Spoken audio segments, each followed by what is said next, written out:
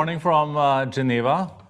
It's really a great pleasure to welcome you to this one-day seminar on scaling climate partnerships for industry transition. It is co-hosted by the World Economic Forum here in Geneva and the Mission Possible Partnership and the government of Denmark. Tackling the global climate crisis is the most urgent and critical task of our time, not least in the heavy industry sector, which is responsible for almost 1/3 of all the emissions. Getting to net zero in these sectors by 2050 is possible, but to achieve this, we really need radical industry transformation and really powerful public-private coalitions with industry and government working together to drive the policy solutions, technology breakthroughs, financing, and demand signals and partnerships, all needed to deliver a net zero future.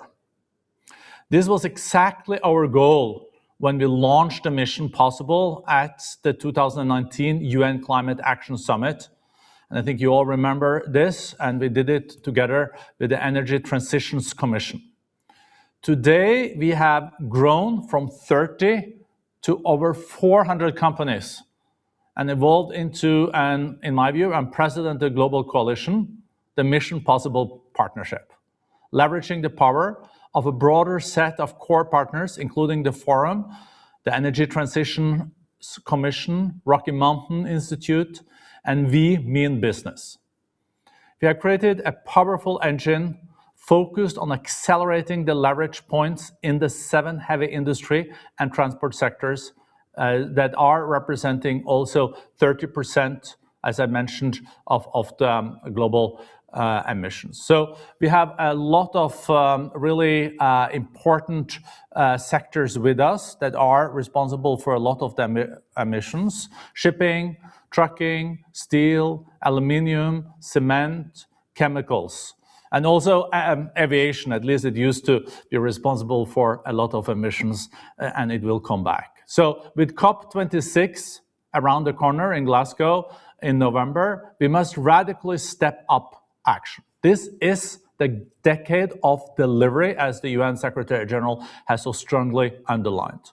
So we need to make sure that economy is at core of the transformation, and that we also look seriously at the cost of inaction that far exceeds the cost of action. I think this will be core also at the COP26, and we will work very closely also alongside governments at the COP. You can count on us from the World Economic Forum side. We will leverage our partners, the 1,000 leading companies in the world, and also our platform that includes Mission Possible, but also our 80+ CEO Climate Alliance leaders, our 3,000 forum members and partners and civil society, to convert high ambition into action at the sector level in Glasgow. We call this our climate action drumbeat to COP. We invite you all to join us, and we are proud to work closely with Denmark in this journey. Denmark is a true global frontrunner in the green transition. And you know, when it comes from a Norwegian, it has to be true, because we don't give unnecessary compliments to our neighbors.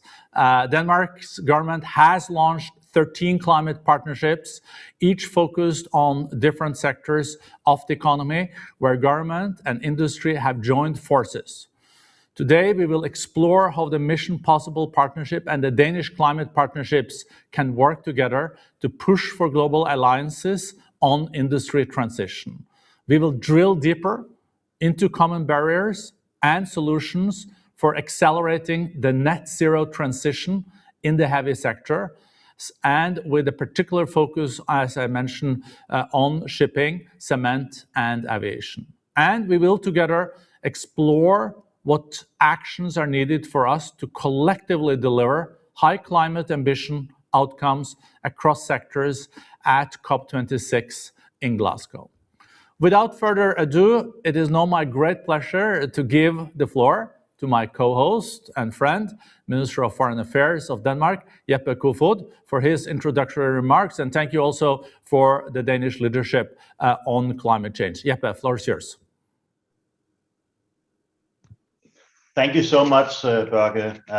So good to be with you, although it's online. I would have preferred to be with you physically, but in the time we are in, it's the way we can meet. So thank you for this. I have to say that Norway and Denmark are close friends, and I feel like we can also be frank to each other. But thank you for the welcoming remarks, Børge. Well, first of all, thank you all for joining this important event on decarbonization of heavy industries. Energy transition is well underway in Denmark and Europe. We now need to set a moon-shot target for heavy industries. Therefore, I'm pleased to see so many key actors with us here today. The heavy industries account for about 1/3 of global emissions. While the heavy industries are essential to our societies, emissions must be brought down if we want to fulfill the Paris Agreement. It requires public-private collaboration to succeed, and this is what we will explore today at this seminar. How can we learn from the Danish experience with public-private partnership on climate? How can this model be used to accelerate European and global change? And how can we scale the Mission Possible partnership and increase industry ambitions for COP26?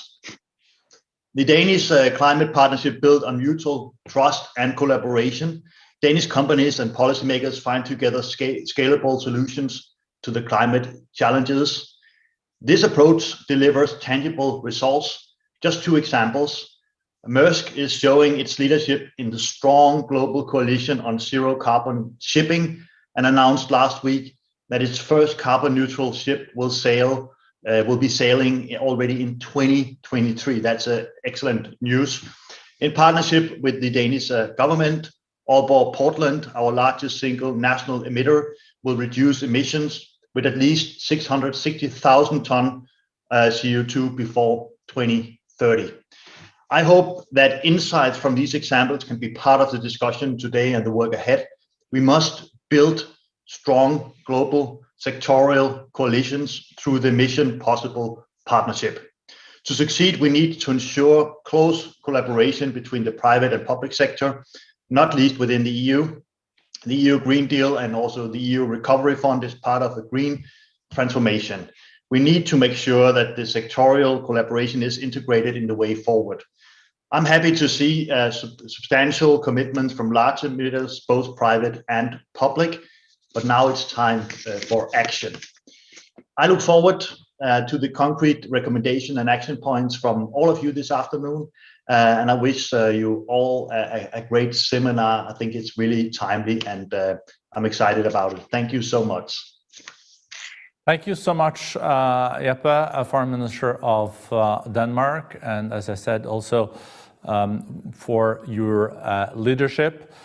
It is incredible what Maersk is delivering in 2023. Who would have thought that you could do shipping that then also is zero CO2 emissions. So I think it was a great start. It is now my pleasure to turn to the moderator, Executive Director of Mission Possible, Anthony Hobley. Anthony, I think you're there, and it's now all in your able hands. Thank you so much, Børge, and thank you, Minister. As Børge said, my name is Anthony Hobley, the Executive Director of the Mission Possible Partnership at the World Economic Forum, and it really is my pleasure to moderate our excellent panel today. As Børge and the Minister have alluded to, we're proud to co-host the seminar with the Government of Denmark, which is a true leader on public-private climate action globally. And today is a wonderful opportunity to showcase that work and look at the lessons that we can apply on a global stage. So today's session kicks off with a rich program with CEOs from both the Danish Climate Partnerships and our Mission Possible industry coalitions, alongside leaders and decision makers from government and civil society who will help us unpack the critical challenges related to the industry transition that we face. We're also very pleased to have the European Commission and the high-level champions team with us today. So we have 4 core objectives guiding this one-day seminar.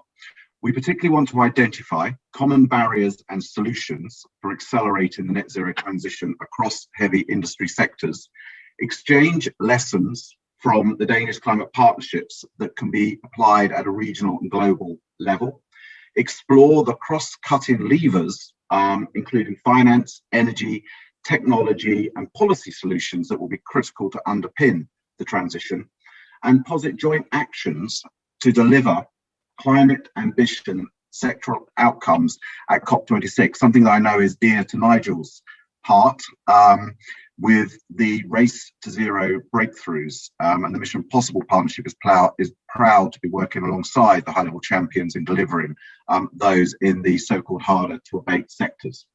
So to help us do this with our eminent panel of speakers, before I introduce them, I want to inform the audience that there is an opportunity to become engaged in today's conversations through Slido.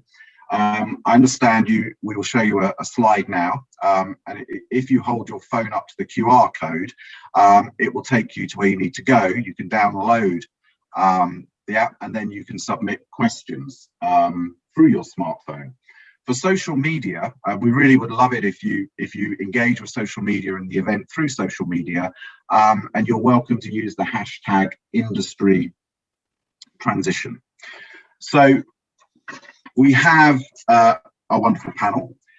Dan Jorgensen, Minister for Climate, Energy and Utilities, Denmark. Kadri Simpson, Commissioner for Energy from the European Commission. Mads Nipper, Chief Executive Officer of Ørsted, Denmark, and Nigel Toppin, the high-level climate action COP26 champion from the United Kingdom. Minister, I'm going to start with you to kick us off. And I have a question here. How do you see all of the work that has been done and the lessons learned from the Danish Climate Partnerships contributing to global decarbonisation of heavy industry? Well, thank you so much for that excellent question to kick off this debate. We have, as has been mentioned now for more than a year, had 13 climate partnerships with different sectors of the Danish society, the Danish business community. And it's been an extremely successful endeavor. We have had a dialogue that's not just been a talk, it's also led to action. The different partnerships have produced almost 400 recommendations to the government. Almost 2/3 of those recommendations have now been put into actual policy proposals or even policy decisions, meaning that we are moving from just giving speeches at seminars, talking to each other at high-level meetings, to actually getting down to business and creating results. We've also seen that different sectors and actors in different sectors have started to cooperate independently of the government on green transition, something that has been facilitated via these partnerships. And we see that, for instance, in the production of new green fuels. So that also, I think, is a very, very successful outcome of these processes. Now, I talk about it like it's something in the past, but it's not actually. We're still continuing the collaboration. Next step will be that the sectors will produce their own roadmaps and plans for what it is that they can do. First step was to say, okay, where do we want to go? How can the government help? Now we want to know also what can the sectors do themselves. I think that one of the things that has been, for me, a very pleasant surprise is that even though we're talking about companies that actually on paper are competing with each other sometimes, they've shown that this is not a zero-sum game. It's actually a plus-sum game. by collaborating, by choosing to go after common solutions, everybody benefits. Now, this is of course on a national level, but since many of these companies that are engaged are also global companies, the impact of the actual measures will obviously also go across borders. I do think, however, that there is a potential for this way of working to also be taken to other levels. I know that the European Union are already via the Commission, and we also have Katri with us today, working very closely with private partners and companies. But maybe there's an idea in seeing whether or not we can have this in a more structured manner also on a European level. Thank you. Minister, thank you very much. And I mean, I think you hit the nail on the head. I mean, this is about converting commitments into action, and very much part of what Denmark's been doing with its climate partnerships. Commissioner, I'd like to turn to you now. How do you envisage the decarbonisation of European industry, and what are the key steps the Commission needs to take in moving towards that goal? And do you think there are any lessons from the Danish Climate Partnerships that you can draw upon? Good morning from Brussels, and thank you for having me in this great panel. Well, the action is ongoing. Well, European industry reduced emissions faster than most of the economy in the past decades, and it is now one of the most efficient in the world. And this trend is expected to continue. According to our projections, energy demand in industry will be reduced almost 25% by 2030. Of course, the European Green Deal will bring important energy and climate policy developments, and they will support that change. We do have the agreement on a reduction target for at least 55% of emissions by 2030, and of course, the final goal of climate neutrality by 2050. And there are several key pieces of legislation that right now are under revision. The ETS, the Energy Taxation Directive, a new carbon border adjustment mechanism, the energy efficiency and renewables directives. And I just do see it that the renewables will be key to reaching these goals. By 2030, the share of renewable electricity will double to 65% or even more, and electricity will account to approximately 30% of our final energy consumption. And we are currently paving the way through an updated renewable energy directive, and it requires member states to remove any barriers to renewable power purchase agreements, and also facilitate the uptake of PPAs in national energy and climate plans. Well, we know that sectors such as transport and also part of industry, there is a potential for electrification. The potential is smaller, so we need to ensure that advanced solutions like renewable hydrogen and other renewable and low carbon fuels reach sufficient scale during this decade. And as you know, last July we implemented our hydrogen strategy, and it was one of our priorities. And in this context, the uptake, we will also create we update the new industrial strategy. This will come out already in March, and this will guide our work based on industrial ecosystems and incorporating all players in the value chain. And beyond the strategy, industrial alliances can be an important tool too. They help us to identify technological needs and investment opportunities and regulatory barriers and enablers. And that's why the Commission launched both the European Clean Hydrogen Alliance and the new Raw Materials Alliance last year. And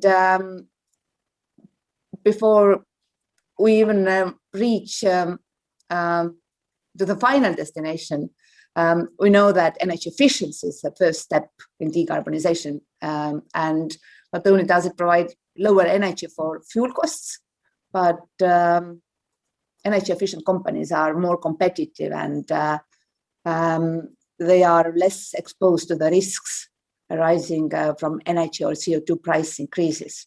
And some words about Denmark too. I'm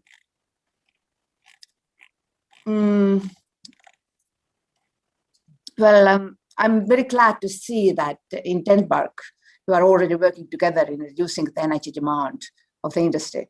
The Danish Climate Partnerships are a good example on how to share different sectors' efforts in the carbon reduction needed towards 2030 in a so-called sector roadmap. And it is a positive way to engage the industry and to ensure that they are on board with the green transition. And involving the industry in the process is also a way to have them proposing decarbonization pathways in dialogue with the government.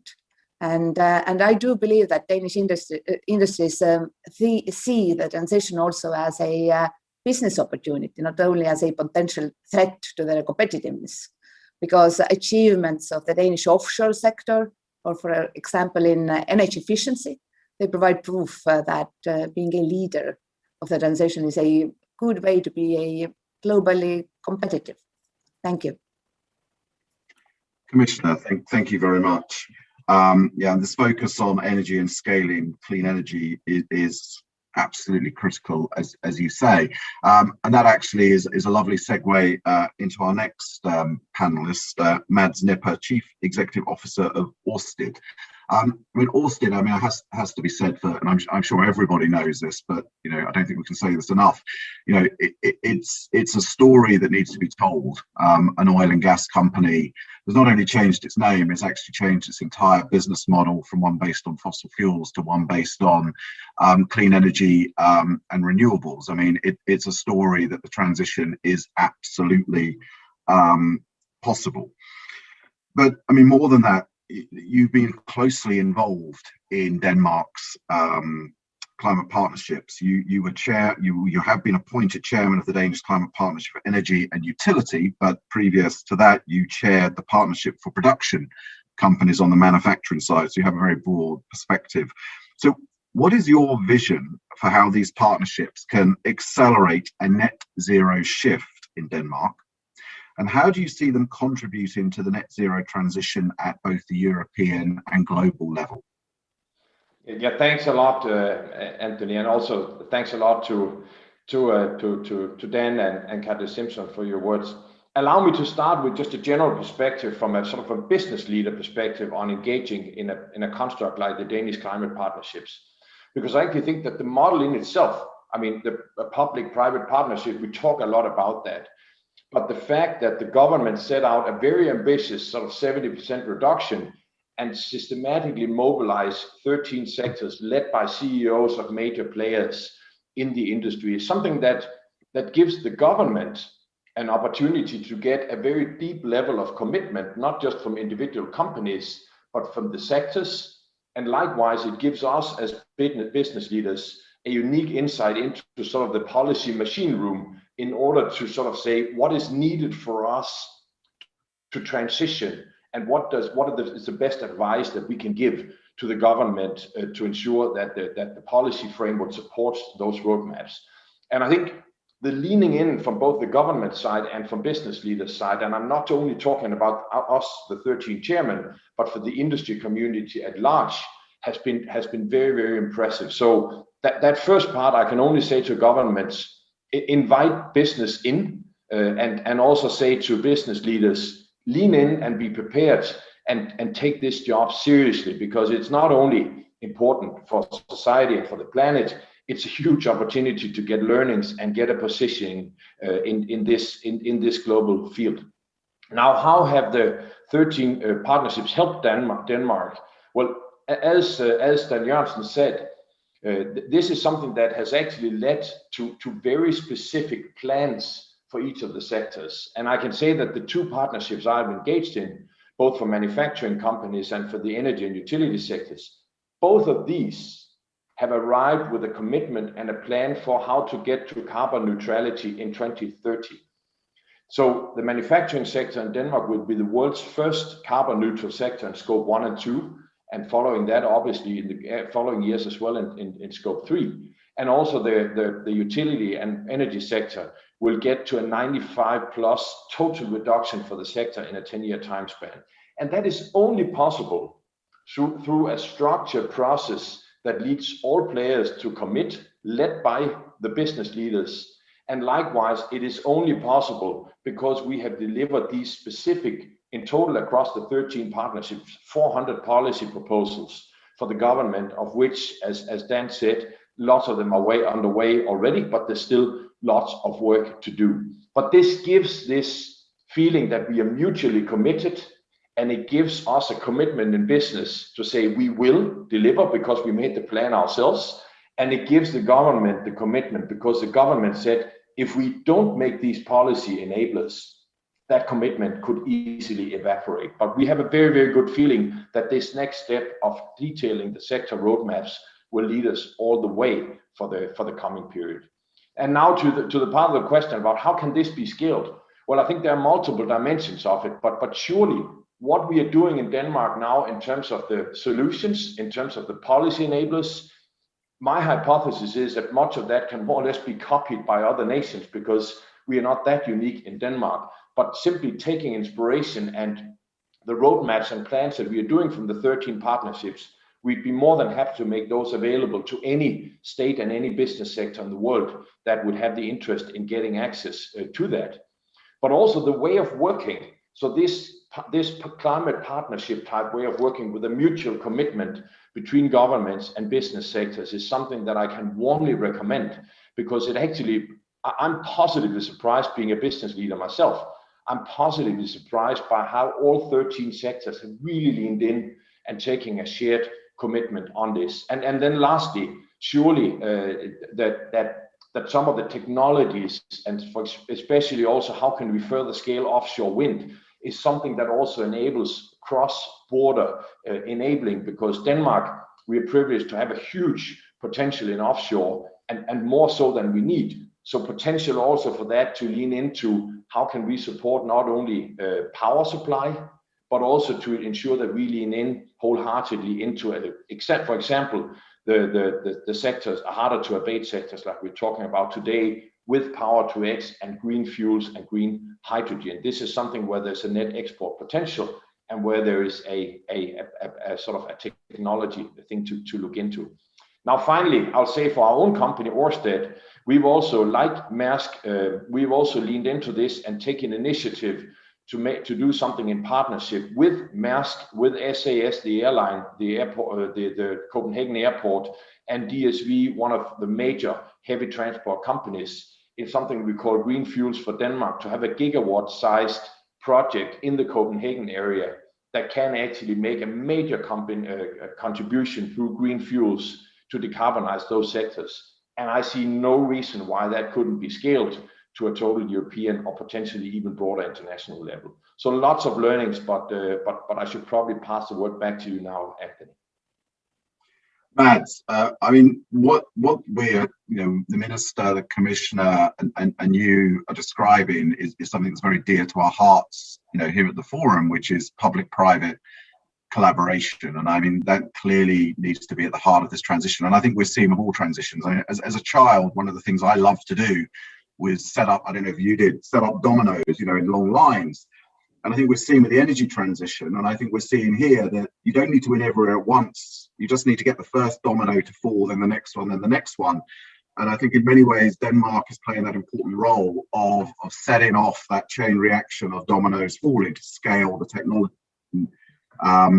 It's wonderful to hear about. Nigel, and I mean, in many ways, getting dominoes to fall and setting off chain reactions is sort of your job description. You've recently announced, or the high-level champions have recently launched your Race to Zero breakthroughs with a vision to create, these types of sectoral tipping points in more than 20 sectors under the Marrakesh Partnership.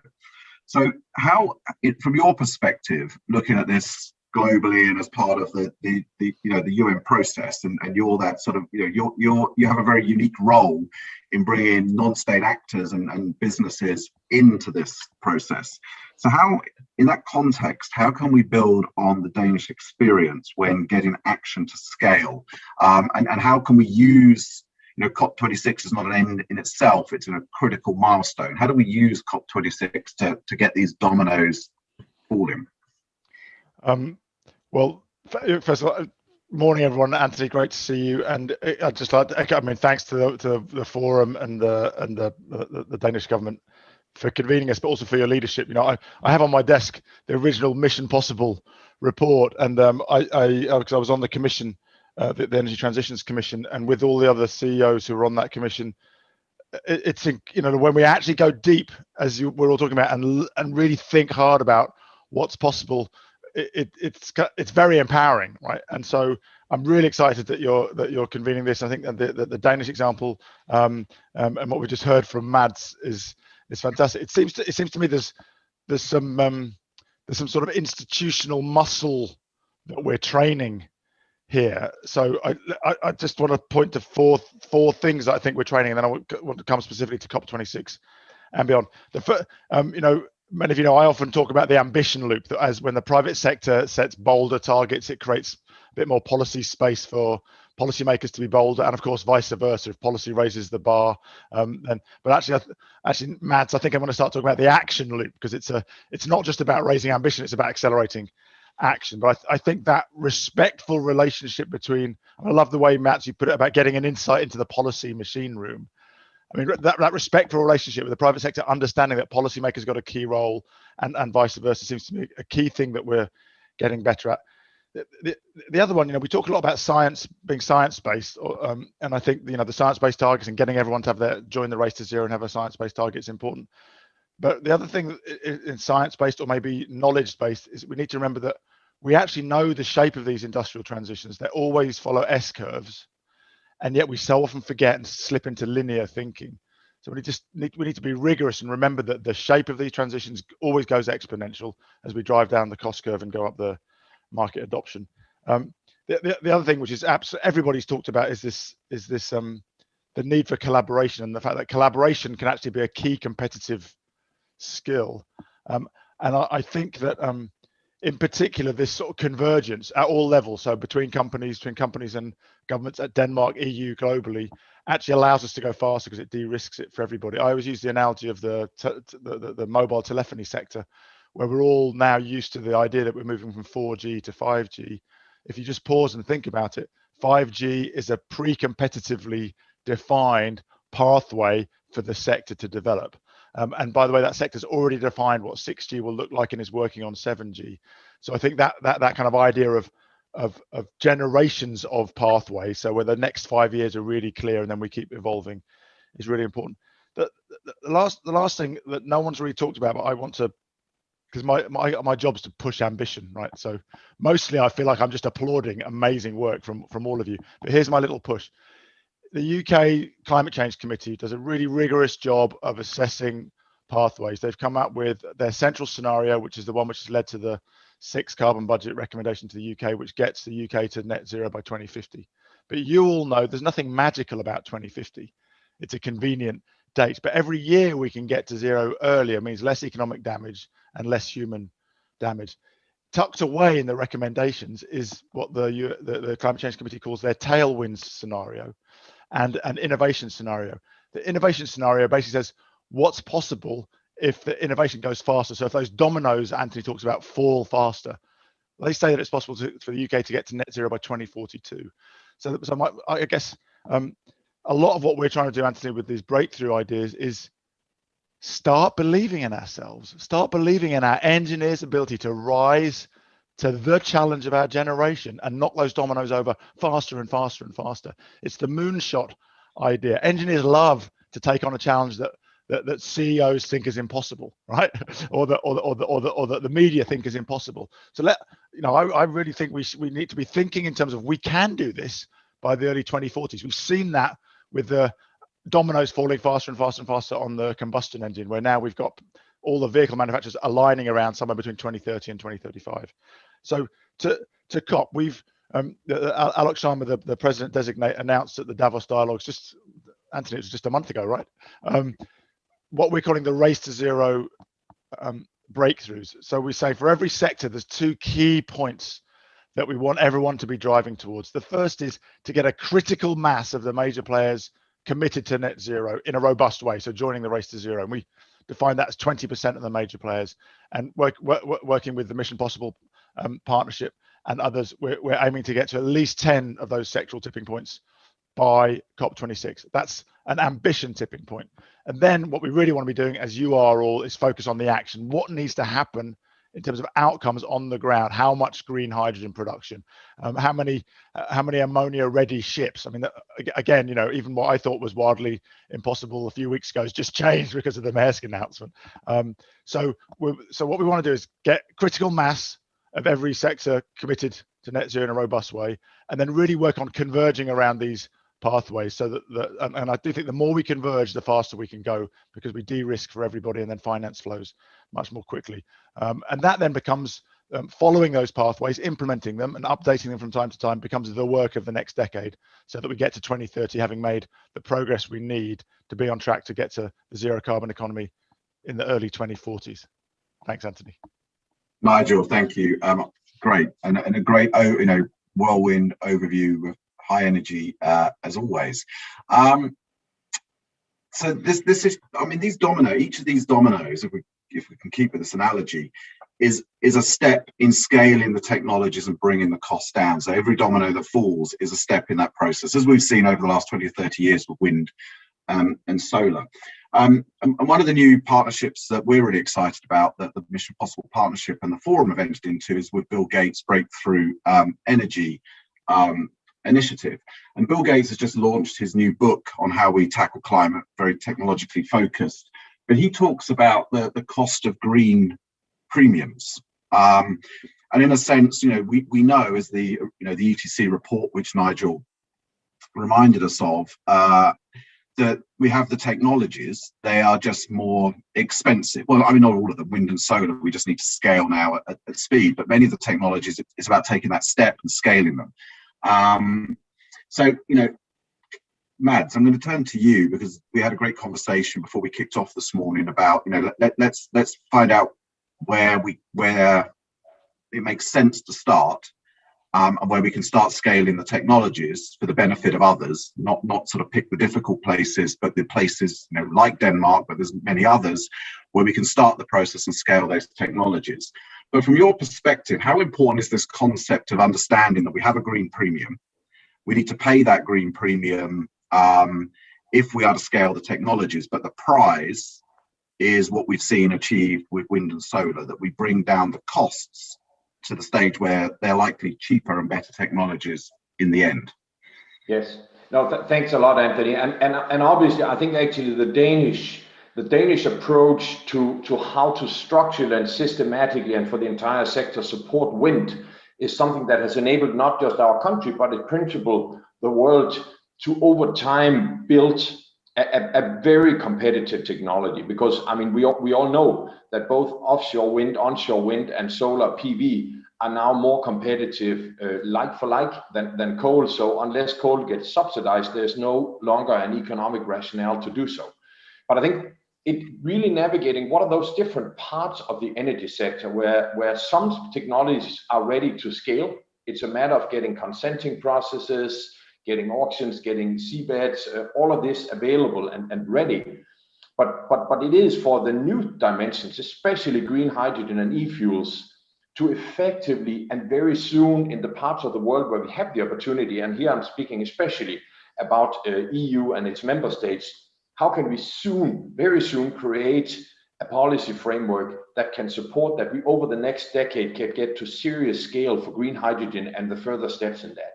So really having the entire sort of green value chain, all the way from the very mature technologies to those that really need a helping hand, and getting that in scale or getting that in place fast in order for us to scale, so that we don't have to wait for another 2 decades. This is where I would say for some sectors there is no need to support anymore because it is very competitive.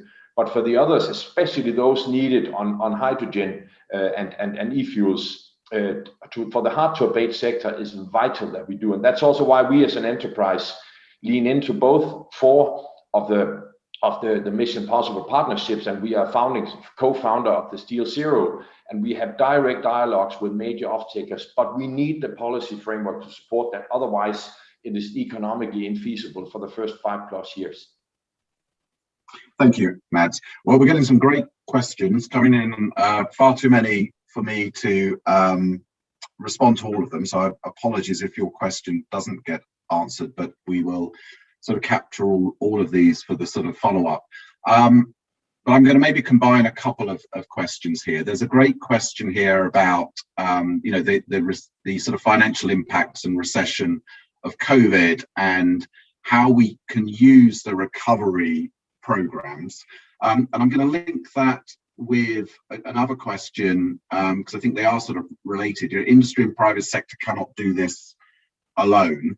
You know, we need to create markets for these new green products. We need green buyers clubs, and even better than that, I think we need governments to step up with green procurement initiatives. So my question in that context, sort of combining this issue of COVID green recovery packages, of which the European Union is a world leader, and the question around how can the European Commission and governments help create this initial demand for green products, addressing the green premium point, including through large-scale procurement.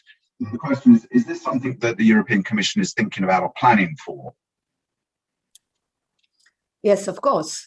Well, we do see our role that by proposing our legislative initiatives, we will create a predictable and favorable investment climate. Of course, we are in the unique situation when December 2019 we proposed European Green Deal. Then it was already not only about our climate proposals, but also our growth strategy. And since then, now we have an extraordinary firepower in financial terms. We have agreement on our long-term budget. And on top of that, there is next generation EU fund, recovery fund.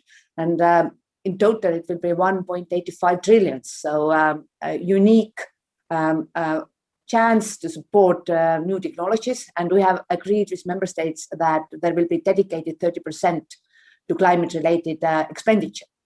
But it's definitely not enough. Well, considering the public resources available at the EU and national level, they are still modest. We need to work together with private sector so that we can invest in sufficient volumes. I think that it is also good to keep in mind that globally there are several governments who do understand the advantages that first mover will gain. And since we presented our Green Deal and our target to become first climate neutral continent, several other governments have followed our path. Japan, South Korea, even China, well, their final date is 2060. And now we have a like-minded partners in the United States. And we can promote technological solutions where we already do have global leadership, like offshore wind. Here in Europe, we try to support offshore and onshore wind by investing into grid connections, because well-functioning regional electricity markets will accommodate more renewables. But in our global energy dialogues, always prioritize also renewables and especially offshore wind. And by doing so, this also helps our industry to gain new markets. By doing so here in Europe, we will change our trade balance, because right now 27 EU countries, they are big importers of fossil fuels, oil and gas mainly, and the annual budget is almost, well, it depends what is the oil price worldwide, but it is almost as high as 300 trillion trillions. And if we will replace it with renewables that are produced here in Europe, then it also helps our industry, helps us to recover. Thank you. Commissioner, thank you so much. And I mean, as you say, leadership is critically important here. And so, as we know, one of the biggest parts of industrial decarbonisation is clean energy.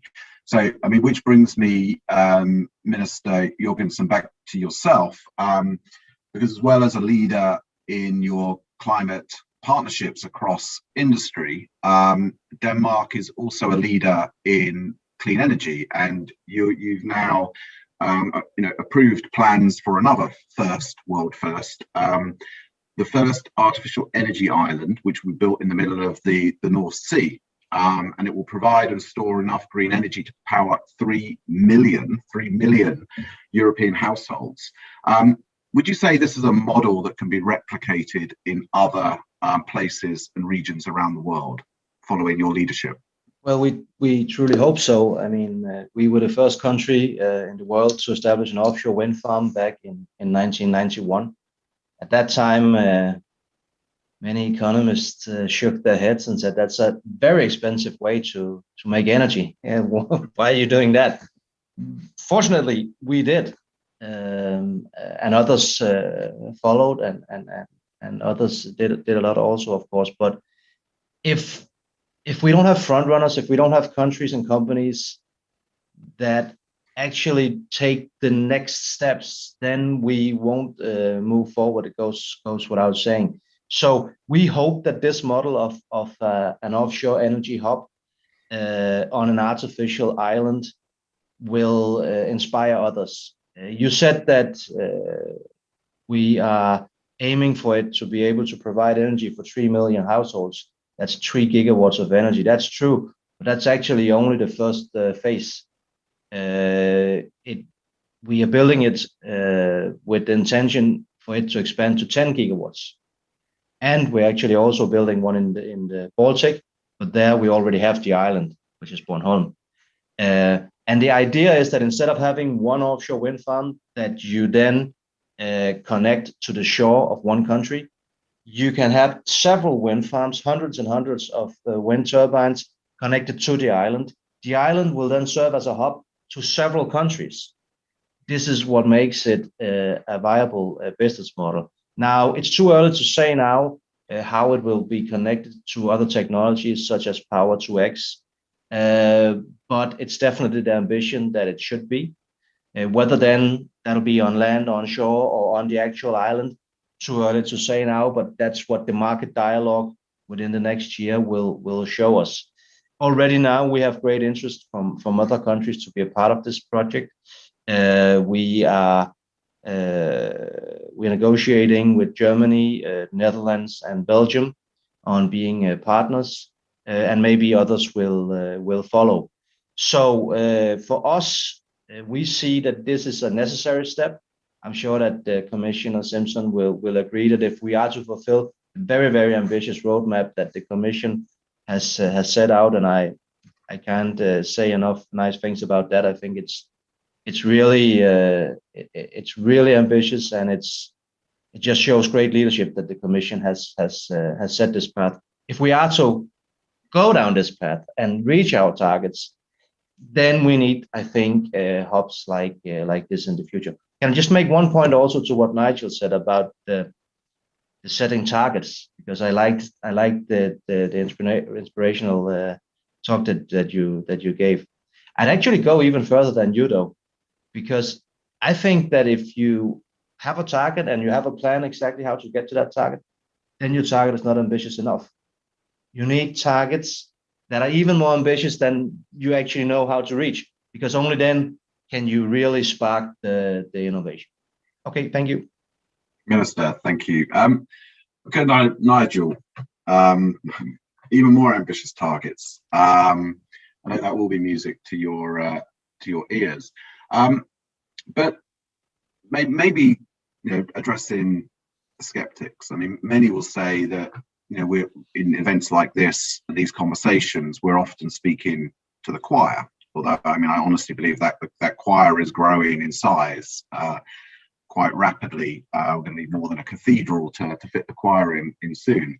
But we do have to address the skeptics. So how do we engage with the skeptics, those beyond the choir, and convince them? And particularly, how do we convince emerging economies to leapfrog the older technologies and embrace these newer technologies as part of the industry transition, even if that initially comes with a green premium? Yeah, good question. I mean, so two questions. I mean, first of all, I love Minister Jørgensen's the description of. I mean, I totally agree that the targets must be beyond what we know we're able to do. Otherwise, they're not driving innovation. That seems to me a good principle for us all to embody. I mean, I think it's that there are less and less skeptics. You know, on the one I think if people just spend a couple of hours reading the science, it's so compelling. You know, the IPCC's 6th set of reports are going to start coming out in the middle of the year. Again, when you're talking to business leaders, I always use the risk management analogy. If you think of any audit and risk committee always has a two-dimensional grid of likelihood of risk and impact of risk on the X and Y axes. And if you think about the likelihood of a 1.5 degree temperature rise, that's obviously been going up every year since we learned about the greenhouse effect. So that's going from left to right. The likelihood of that risk is going up. But also, if you follow the science, every IPCC report, the impact of that risk has been assessed as being higher every time. So in that 2x2 risk management matrix, you're going from bottom left to top right. So, you know, it's if you're the chair of the board, it's time to sack the chair of the audit and risk committee or the CEO, right? Because that's a total failure of risk management collectively. If you're sort of the risk committee for planet Earth. So I think the science, and I do think that in the summer, people are going to be shocked by how blunt the messages from the scientists, even blunter than before. Of course, it's also getting easier because everywhere in the world we're living climate change now. It's not a something somewhere else in the future. We're all experiencing, all of our countries are experiencing floods, fires, extreme weather events. So it's easier. I think for business leaders pointing to the next generation, you know, it's everybody, and you know, and I'm sure Mads agree with me. It's getting harder and harder to hire talent if you haven't got a really good story on it. If you're not part of the solution, why would a brilliant engineer want to work for a company that's not going to be solving the solutions that society requires of them?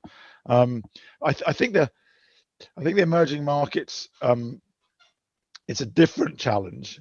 I do think we have to make sure we're focusing on what their needs are, so that it's jobs and health. I mean, that's generally true in talking to people who aren't maybe so excited about the greenhouse gas emissions reduction spreadsheet, is speaking to people's direct interests. And I do think, I mean, not just in speaking to people in Kenya. So I think it's also we need to challenge ourselves to assume that the emerging and developing economies have to follow a Western development pathway. Why can't they leapfrog? And I think increasingly we're seeing that. I mean, like Kenya, very high levels of renewables, the home of mobile money. I mean, mobile money is more advanced in the bush in Kenya than it is in Manhattan, right? So when you leapfrog, you can really lock in a technology. So I think we need to focus on jobs and health, and not assume there's a following process that can be a leapfrog. But I think, Anthony, you've hit the nail on the head in terms of what is the key issue for the global community this year, because with COVID having had this huge health and economic crisis effect in all economies, the rich economies of the North are much more economically resilient to be able to fund their own recoveries.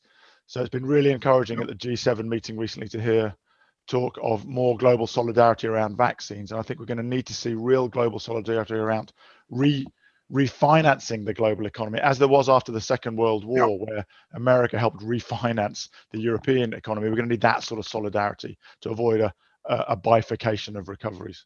Wonderful. Nigel, thank you. Sorry, I have to stop you there, as we sadly, after such a rich conversation, and I know with all the questions we could go on, but we're going to have to wrap up now. I mean, one of the things I wanted to draw out, but I will just flag it here, is that we worked this last year to publish a report with the Boston Consulting Group, BCG, on the supply chain opportunity of net zero. And, you know, what that really showed us is that, you know, we have to take a supply chain based approach. You know, this does relatively cost a lot for those producing many of the higher carbon products, but for those using those products further down the supply chain, the cost is not as significant. The profit margin allows a lot more room to maneuver, and the costs ultimately for consumers are manageable compared to the costs for those further up the supply chain. So the supply chain based approach in creating green demand is going to be a critical part of the solution. I would like to thank our co-hosts, the World Economic Forum, and Mr. Børge Brende, and the Danish government, and our ministers, Minister Koved and Minister Jorgensen, as well as our speakers on the panel, for this incredibly rich and informed discussion, which is exactly the kickoff we were looking for to help us shape an impactful seminar for the rest of the day. Please do join us for the next live stream session, which will take place between 10:30 and 12 o'clock Central European time, entitled Powerful Coalitions for Energy and Industry Transition, where we will continue to explore what cross-cutting levers we require to set that flywheel going, or in my sort of analogy, to get the dominoes falling in our industry transition, and in order to deliver the net zero future, which is critical for us all. So you can join us live on the forum's website for that next session in just a moment. And again, I would like to thank our wonderful panelists for this really incredible and rich and critically important conversation. Thank you.